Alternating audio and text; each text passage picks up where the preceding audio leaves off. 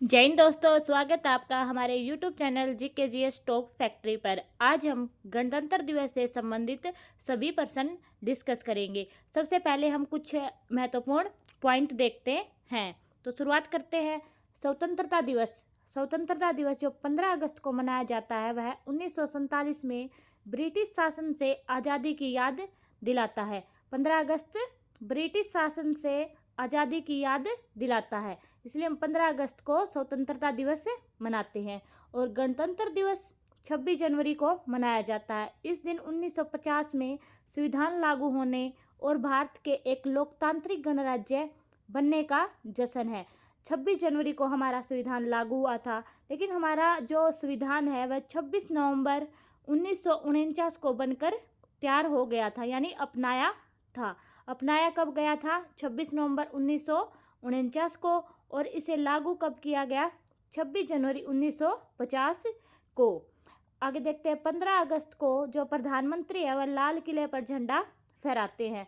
15 अगस्त को झंडा कौन फहराता है? प्रधानमंत्री, और लाल किले पर झंडा फहराते हैं। 26 जनवरी को राष्ट्रपति 26 जनवरी को राष्ट्रपति झंडा फहराते हैं और 15 अगस्त को प्रधानमंत्री झंडा फहराते हैं। 26 जनवरी को राष्ट्रपति कर्तव्य पथ पर परेड और झंडा फहराने का नेतृत्व करते हैं। आगे इंपॉर्टेंट पॉइंट देखते हैं। ध्वजारोहण और झंडा फहराने में क्या अंतर है? देखते हैं। ध्वजारोहण स्वतंत्रता दिवस पर तिरंगे को नीचे से रस्सी द्वारा ऊपर खींचकर फहराया जाता है। यह 15 अगस्त वाले दिन होता है। और झंडा फहराना यह होता है गणतंत्र दिवस पर तिरंगा पहले से ही ऊपर बंधा रहता है, जिसे केवल खोला जाता है।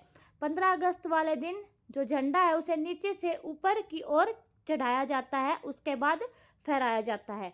और जो झंडा 26 जनवरी वाले दिन होता है, यानी गणतंत्र दिवस के दिन होता है, वो झंडा ऊपर ही बंधा रहता है, उसे सिर्फ खोला जाता है। इसके आयोजन स्थल देखते हैं। आयोजन स्थल 15 अगस्त का मुख्य आयोजन स्थल लाल किले पर होता है। 15 अगस्त वाले दिन झंडा लाल किले पर फहराया जाता है और 26 जनवरी वाले दिन जो झंडा है वह कर्तव्य पथ पर फहराया जाता है। 15 अगस्त को प्रधानमंत्री झंडा फहराते हैं और 26 जनवरी को राष्ट्रपति झंडा फहराते हैं। 15 अगस्त देश को मिली आज़ादी का प्रतीक है। 15 अगस्त देश को मिली आज़ादी का प्रतीक है। 26 जनवरी भारत के अपने संविधान से चलने वाले गणराज्य बनने का प्रतीक है। 26 जनवरी क्या है? इस दिन जो हमारा संविधान है वो लागू हो गया था। हम अब हमारे प्रश्न से शुरुआत करते हैं। हमारा पहला प्रश्न है, गणतंत्र दिवस 2026 की थीम क्या है? गणतंत्र दिवस 2026 की थीम क्या है? हमारा सही उत्तर हो जाएगा ऑप्शन नंबर सी, वंदे मातरम। वंदे मातरम गणतंत्र दिवस 2026 की थीम है। हमारा अगला प्रश्न है, 26 जनवरी 2026 को गणतंत्र दिवस पर मुख्य अतिथि कौन है? 26 जनवरी 2026 को गणतंत्र दिवस पर मुख्य अतिथि कौन है? हमारा सही उत्तर हो जाएगा ऑप्शन नंबर सी। तो जो एंटोनियो कोस्टा और उर्सुला वॉन डेर लियन है वह गणतंत्र दिवस पर हमारे मुख्यमंत्री हैं। इसके कुछ इंपॉर्टेंट पॉइंट है, देखते हैं। जो ये एंटोनियो कोस्टा है यह यूरोपियन परिषद के अध्यक्ष हैं, और जो ये उर्सुला वॉन डेर लियन है यह यूरोपियन आयोग की अध्यक्ष है। एक बार फिर से देखते हैं। यूरोपियन परिषद के अध्यक्ष एंटोनियो कोस्टा और यूरोपियन आयोग की अध्यक्ष उर्सुला वॉन डेर लियन मुख्य अतिथि हैं। हमारा अगला प्रश्न है, गणतंत्र दिवस परेड में भाग लेने वाला सर्वोच्च रैंक वाला सैन्य अधिकारी कौन है? गणतंत्र दिवस परेड में भाग लेने वाला सर्वोच्च रैंक वाला सैन्य अधिकारी कौन है? हमारा सही उत्तर हो जाएगा ऑप्शन नंबर डी। जो चीफ ऑफ डिफेंस स्टाफ है वह गणतंत्र दिवस में भाग लेने वाला सर्वोच्च रैंक वाला सैन्य अधिकारी है। इसके हमारा अगला प्रश्न है, 21 तोपों की सलामी का क्या महत्व है? 21 तोपों की सलामी का क्या महत्व है? हमारा सही उत्तर हो जाएगा ऑप्शन नंबर सी। किसी राष्ट्र प्रमुख को सम्मानित करना यह एक सैन्य परंपरा है। 21 तोपों की सलामी का महत्व है। किसी राष्ट्र प्रमुख को सम्मानित करना, यह एक सैन्य परंपरा है। हमारा अगला प्रश्न है, भारत में संविधान लागू होने से पूर्व किस अधिनियम के तहत शासन चल रहा था? भारत में संविधान लागू होने से पूर्व किस अधिनियम के तहत शासन चल रहा था?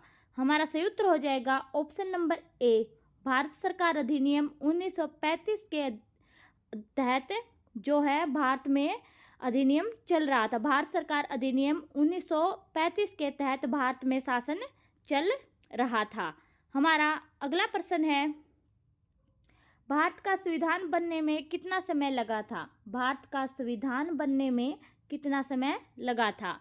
हमारा सही उत्तर हो जाएगा ऑप्शन नंबर डी, 2 साल 11 महीने और 18 दिन। भारत का संविधान बनने में 2 साल 11 महीने और 18 दिन लगे थे। हमारा अगला प्रश्न है, गणतंत्र दिवस यानी 26 जनवरी पर भारत का ध्वज कौन फहराते हैं? गणतंत्र दिवस यानी 26 जनवरी पर भारत का ध्वज कौन फहराते हैं? हमारा सही उत्तर हो जाएगा ऑप्शन नंबर ए, राष्ट्रपति। 26 जनवरी पर जो राष्ट्रपति हैं वो झंडा फहराते हैं। हमारा अगला प्रश्न है,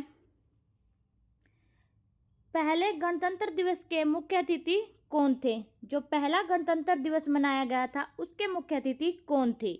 हमारा सही उत्तर हो जाएगा ऑप्शन नंबर ए, इंडोनेशिया के राष्ट्रपति अहमद सुकर्णो। जो इंडोनेशिया के राष्ट्रपति अहमद सुकर्णो है वह पहले गणतंत्र दिवस के मुख्य अतिथि रहे थे।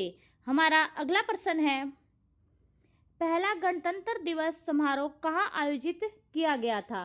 पहला गणतंत्र दिवस समारोह कहाँ आयोजित किया गया था? हमारा सही उत्तर हो जाएगा option number D, Irwin garden. जो इरविन गार्डन है वहाँ पर पहला गणतंत्र दिवस समारोह आयोजित किया गया था। हमारा अगला प्रश्न है, गणतंत्र दिवस मनाने का कारण क्या है? गणतंत्र दिवस यानी 26 जनवरी मनाने का कारण क्या है?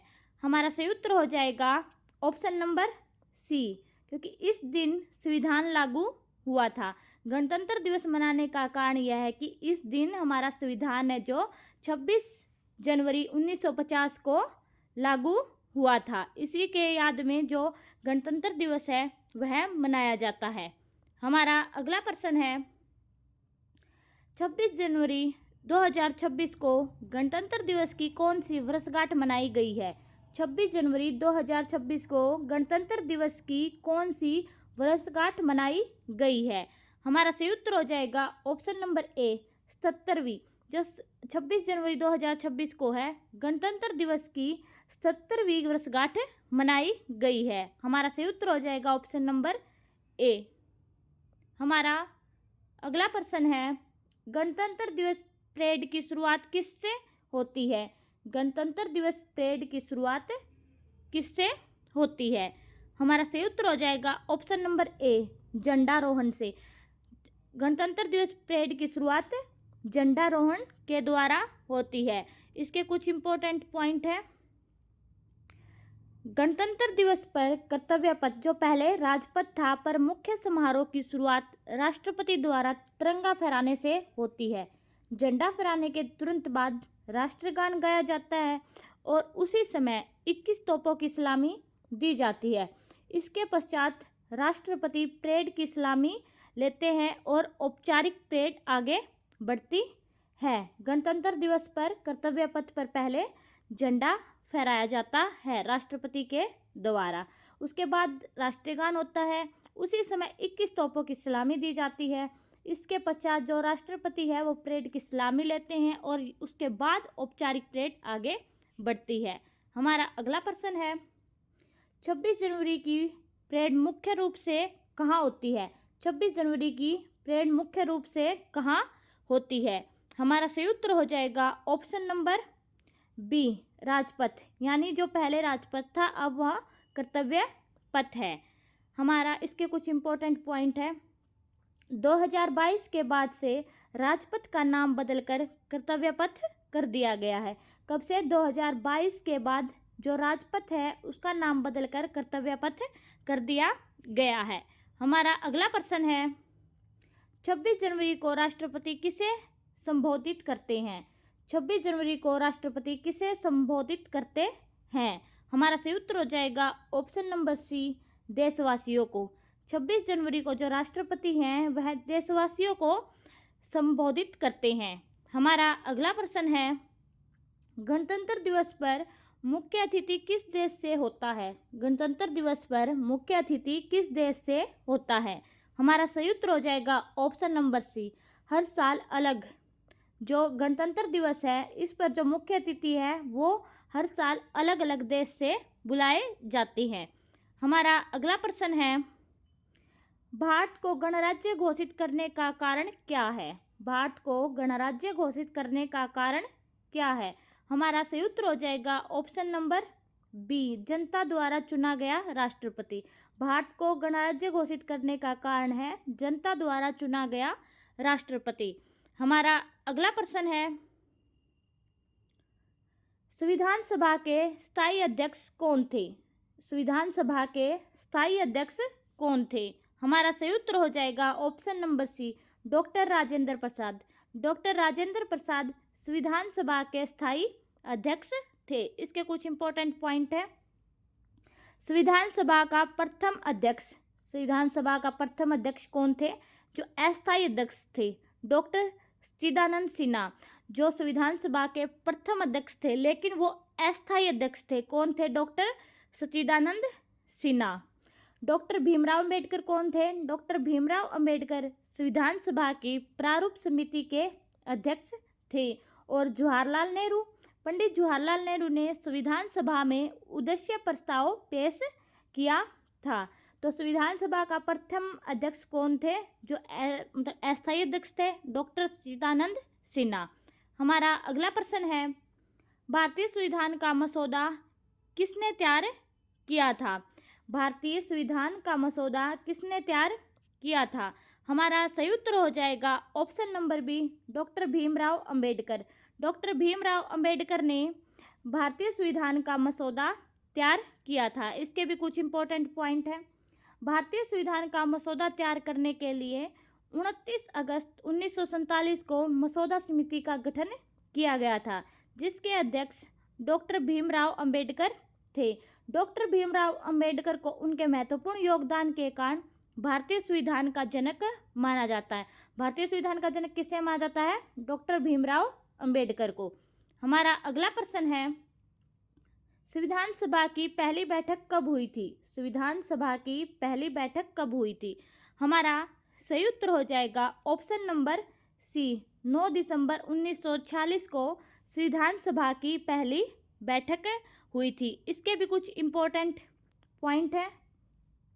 संविधान सभा की पहली बैठक 9 दिसंबर 1946 को नई दिल्ली में संविधान हॉल में हुई, जिसे अब संसद भवन का केंद्रीय हॉल कहा जाता है। तो कुल बैठकें कितनी हुई थी? 11। समय कितना लगा था संविधान बनने में? 2 साल 11 महीने 18 दिन लगे थे। मसौदे पर चर्चा कितने दिन हुई थी? 114 दिन। अंतिम बैठक कब हुई थी? 24 जनवरी 1950 को अंतिम बैठक हुई थी। और 26 जनवरी 1950 को जो हमारा संविधान है वह लागू कर दिया गया था। हमारा अगला प्रश्न है भारतीय संविधान कितने भागों में विभाजित है? भारतीय संविधान कितने भागों में विभाजित है? हमारा सही उत्तर हो जाएगा ऑप्शन नंबर सी, 25। जो भारतीय संविधान है वह 25 भागों में विभाजित है। लेकिन जब संविधान बना था 26 जनवरी 1950 को लागू हुआ था, उस समय मूल संविधान में 22 भाग थे, लेकिन वर्तमान में 25 भाग है। हमारा अगला प्रश्न है भारतीय संविधान में कितनी अनुसूचियां हैं? भारतीय संविधान में कितनी अनुसूचियां हैं? हमारा सही उत्तर हो जाएगा ऑप्शन नंबर बी, 12। भारतीय संविधान में कुल 12 अनुसूचियां हैं। इसके भी कुछ इंपॉर्टेंट पॉइंट हैं। जो मूल संविधान है उस समय 1950 में जब लागू हुआ था, केवल 8 अनुसूचियां थीं। 9वीं अनुसूची 1951 में जोड़ी गई प्रथम संविधान संशोधन द्वारा। 10वीं अनुसूची 1985 में जोड़ी गई 52वें संविधान संशोधन के द्वारा। 11वीं अनुसूची 1992 में जोड़ी गई 73वें संविधान संशोधन के द्वारा, और 12वीं अनुसूची 1992 में 74वें संविधान संशोधन के द्वारा जोड़ी गई। इस प्रकार जो मूल संविधान था जो 1950 को लागू हुआ था उसमें 8 अनुसूचियां थी, लेकिन वर्तमान में अब 2026 में कुल 12 अनुसूचियां हैं। हमारा अगला प्रश्न है, संविधान का जनक किसे कहा जाता है? संविधान का जनक किसे कहा जाता है? हमारा सही उत्तर हो जाएगा option number C, doctor Bhimrao Ambedkar को संविधान का जनक कहा जाता है। अगर आप हमारे चैनल पर पहली बार आए तो हमारे चैनल को लाइक, शेयर और सब्सक्राइब जरूर करें। और लास्ट में हमने इसी क्लास में से 2 प्रश्नों का टेस्ट रखा, उसका जवाब आप हमें कमेंट बॉक्स में कमेंट करके जरूर बताना। हमारा अगला प्रश्न है, भारतीय संविधान दुनिया का कैसा संविधान है? जो भारतीय संविधान है वह दुनिया का कैसा संविधान है? हमारा सही उत्तर हो जाएगा ऑप्शन नंबर सी, सबसे लंबा लिखित। जो भारतीय संविधान है वह दुनिया का सबसे लंबा लिखित संविधान है। हमारा अगला प्रश्न है, भारतीय संविधान किस देश के संविधान से सबसे अधिक प्रभावित है? भारतीय संविधान किस देश के संविधान से सबसे अधिक प्रभावित है? हमारा सही उत्तर हो जाएगा ऑप्शन नंबर बी, जो भारतीय संविधान है वो सबसे अधिक ब्रिटेन के संविधान से प्रभावित है। हमारा अगला प्रश्न है, भारतीय संविधान की प्रस्तावना किससे शुरू होती है? भारतीय संविधान की प्रस्तावना किससे शुरू होती है? हमारा सही उत्तर हो जाएगा ऑप्शन नंबर ए, हम भारत के लोग। जो भारतीय संविधान की प्रस्तावना है वह हम भारत के लोगों से शुरू होती है। हमारा अगला प्रश्न है, भारतीय संविधान में कुल कितने अनुच्छेद हैं? भारतीय संविधान में कुल कितने अनुच्छेद हैं? हमारा सही उत्तर हो जाएगा ऑप्शन नंबर ए, 395। जो भारतीय संविधान है उसमें कुल 395 अनुच्छेद हैं। इसके भी कुछ इंपॉर्टेंट पॉइंट है। जो मूल संविधान है 1949 में अपनाया गया था और लागू कब किया गया था? 1950 में। उस समय 395 अनुच्छेद, 22 भाग और 8 अनुसूचियां थी, लेकिन वर्तमान में 448 से 470 अनुच्छेद, 25 भाग और 12 अनुसूचियां हैं। हमारा अगला प्रश्न है, 26 जनवरी को किस शासन प्रणाली की शुरुआत हुई? 26 जनवरी को किस शासन प्रणाली की शुरुआत हुई? हमारा सही उत्तर हो जाएगा ऑप्शन नंबर सी, लोकतांत्रिक गणराज्य। 26 जनवरी को एक लोकतांत्रिक गणराज्य की शुरुआत हुई थी। हमारा अगला प्रश्न है, भारत के पहले राष्ट्रपति कौन थे? भारत के पहले राष्ट्रपति कौन थे? हमारा सही उत्तर हो जाएगा option number A, doctor Rajendra Prasad. Doctor Rajendra Prasad Bharat के पहले राष्ट्रपति थे। हमारा अगला प्रश्न है, संविधान सभा ने भारतीय संविधान कब अपनाया? संविधान सभा ने भारतीय संविधान को कब अपनाया? हमारा सही उत्तर हो जाएगा ऑप्शन नंबर सी, 26 नवंबर 1949 को संविधान सभा के द्वारा भारतीय संविधान को अपनाया गया था। इसके कुछ इंपॉर्टेंट पॉइंट है वो देखते हैं। 26 नवंबर 1949 को हमने अपने संविधान को अपनाया और उसके 2 महीने बाद 26 जनवरी 1950 को हमने अपने संविधान को पूरी तरह से लागू किया और हमारा गणराज्य अस्तित्व में आया। 26 नवंबर 1949 को हमारा संविधान हमने अपनाया और 26 जनवरी 1950 को हमने हमारा संविधान लागू किया। उसके बाद हमारा देश वो एक गणराज्य बन गया। हमारा अगला प्रश्न है, भारत का संविधान कब लागू हुआ? भारत का संविधान कब लागू हुआ? हमारा सही उत्तर हो जाएगा ऑप्शन नंबर बी, 26 जनवरी 1950 को भारत का संविधान लागू हुआ था। इसके भी कुछ इंपॉर्टेंट पॉइंट है। भारत का संविधान 26 जनवरी 1950 को लागू किया गया था और 26 जनवरी हमारे देश में गणतंत्र दिवस के रूप में मनाया जाता है। हमारा अगला प्रश्न है और आज की क्लास का हमारा लास्ट प्रश्न है। आगे 2 प्रश्न हमने टेस्ट के रखे हैं। भारत में गणतंत्र दिवस कब मनाया जाता है? भारत में गणतंत्र दिवस कब मनाया जाता है? हमारा सही उत्तर हो जाएगा ऑप्शन नंबर सी, 26 जनवरी को। भारत में गणतंत्र दिवस 26 जनवरी को मनाया जाता है। हमारा अगला टेस्ट का प्रश्न है, संविधान का जनक किसे कहा जाता है? संविधान का जनक किसे कहा जाता है? हमारे ऑप्शन है महात्मा गांधी को, जवाहरलाल नेहरू को, डॉक्टर भीमराव अंबेडकर को या फिर राजेंद्र प्रसाद को। इसका जवाब आप हमें कमेंट बॉक्स में बताना। हमारा अगला टेस्ट का प्रश्न है 26 जनवरी की परेड मुख्य रूप से कहाँ होती है? 26 जनवरी की परेड मुख्य रूप से कहाँ होती है? इंडिया गेट, राजपथ यानी कर्तव्य पथ, लाल किला या फिर संसद भवन। इसका जवाब भी आप हमें कमेंट बॉक्स में कमेंट करके ज़रूर बताना। जय हिंद।